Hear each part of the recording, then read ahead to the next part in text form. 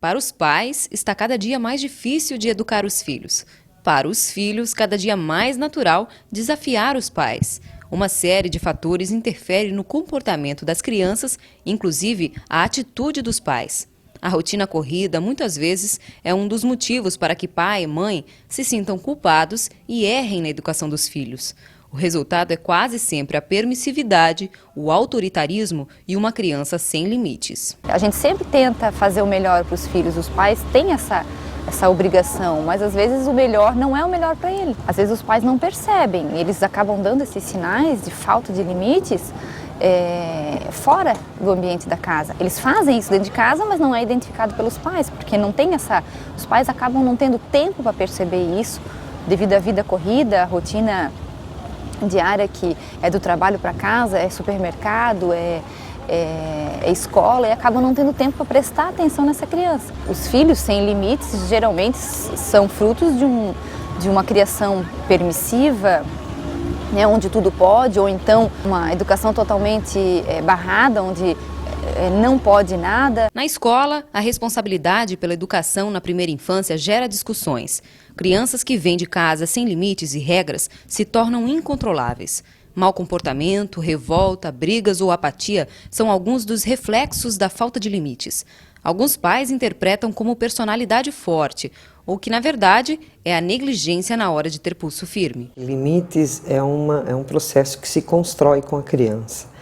É importante que os pais se sintam seguros no momento de conversar com a criança e de colocar até onde ele pode ir e até onde ele não pode, né?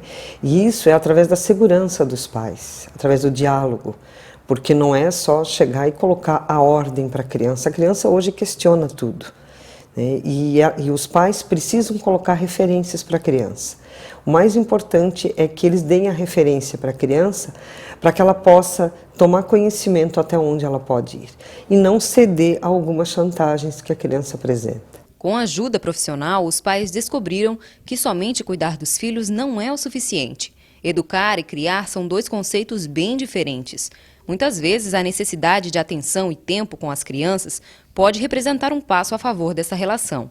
Mesmo na correria do dia a dia, dá para conciliar. O bom senso é importante nesse momento, né? Quando a gente vai dar um limite, não simplesmente dar o limite só para impor uma autoridade, porque sou pai, eu sou mãe, então vou dizer não e não e pronto.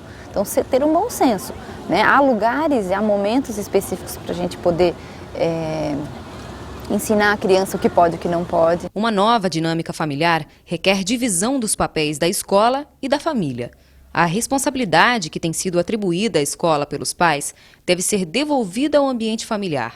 Existe uma parceria entre os pais, a escola.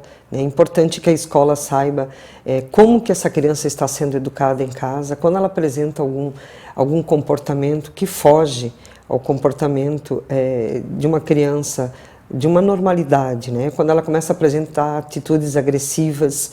Isso tudo tem uma causa, né? E o efeito muitas vezes vai apontar na escola que algo não está bem na educação dessa criança, ou no ambiente familiar, ou no ambiente escolar. A criança sinaliza com certeza quando ela está apresentando um comportamento de apatia na escola, ou de atitudes mais agressivas, chamando a atenção geralmente dos professores e em casa dos pais. Para ajudar os pais a reforçar a autoridade, a orientação é começar pela transferência de valores através do exemplo e do diálogo. A conversa é sempre a melhor alternativa. Às vezes, assim, quando eu não faço alguma coisa que meus pais não gostam, daí eles me chamam lá no meu quarto e me dizem que não pode fazer assim. Eu penso que o maior desafio, enquanto pais, para educar uma criança, manter aquilo que se quer ensinar,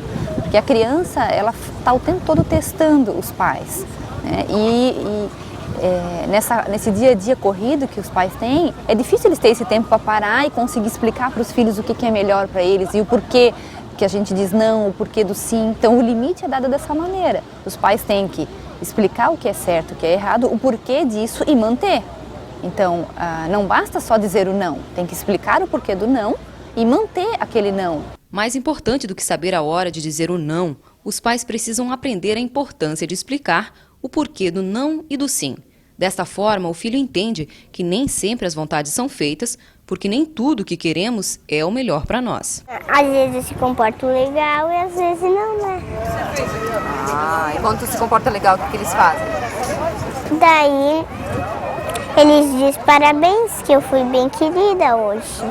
Não é fácil corrigir e dizer não. Seria mais cômodo dizer sempre sim, mas o que é conveniente nem sempre é uma boa saída.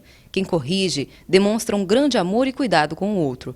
Para educar e impor limites, ter paciência e amor é essencial. Quanto pais, a obrigação é dar o exemplo de respeito, de educação. Então, as famílias têm valores que elas acabam só falando da boca para fora, mas na hora de mostrar em atos, não é assim que é feito.